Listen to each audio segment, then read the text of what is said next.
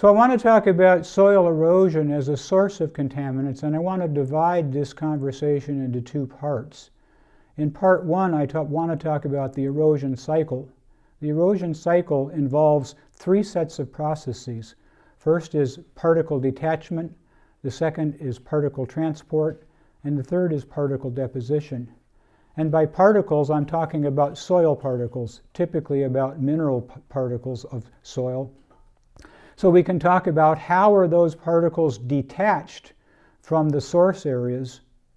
Secondly, we can talk about how are they transported from the source area to sinks and what happens in the process of being transported.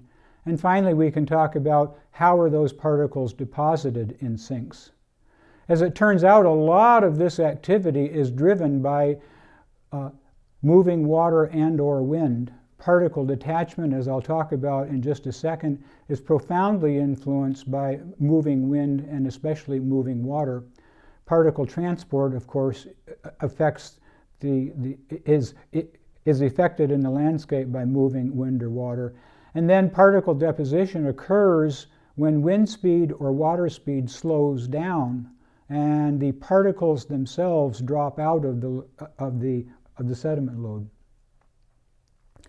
This slide shows a time-lapse image of a raindrop that you see in this diagram, this image, that is about to strike the surface of the earth.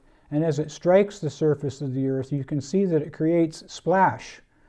Interestingly enough, this splash is called Raindrop Splash because it is splash created by a raindrop striking the surface of the earth. Well, that sounds fairly simple, but it has rather profound implications for soil erosion because the force of the water drop hitting the surface of the ground creates a small divot in the ground, and material that was previously in the divot is splashed away and deposited in the surrounding landscape. So particle detachment by raindrop splash is a mechanism for loosening up soil particles on the surface, moving them around a little bit. This image kind of testifies to the power of that because what you're looking at is soil that has been splattered or splashed onto an adjacent wall surface by exposed soil, by rain landing on exposed soil. So the force of these raindrops can be quite significant, cause significant amounts of soil to be detached from their previous location and deposited in adjacent locations. Once they are detached from their original location, they become more readily available to be transported to sink areas. Finest particles carried in suspension are called suspended load. These are particles that are essentially, as you see in the upper portion of the diagram, floating along. They're carried in suspension as flowing water is moving across the landscape. Coarser particles bounce along the bottom in a process called saltitation. So we see these particles kind of bouncing along the bottom. And as they hit the bottom of the channel, they are causing displacement of particles that are on the bottom. And over time, this results in incision of the bottom of the channel.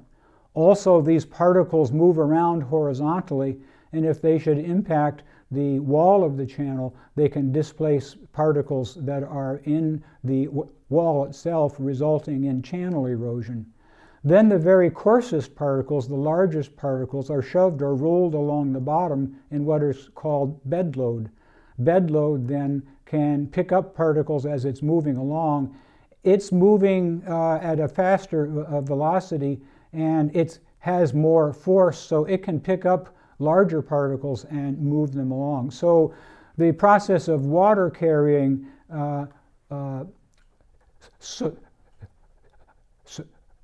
soil particles occurs as suspended land load, bed load, and as material that's bouncing along the channel. Horizontal particle detachment erodes channel walls, and vertical particle movement erodes and incises the channel bottom. Regardless, the effect is the channel becomes deeper and it becomes wider.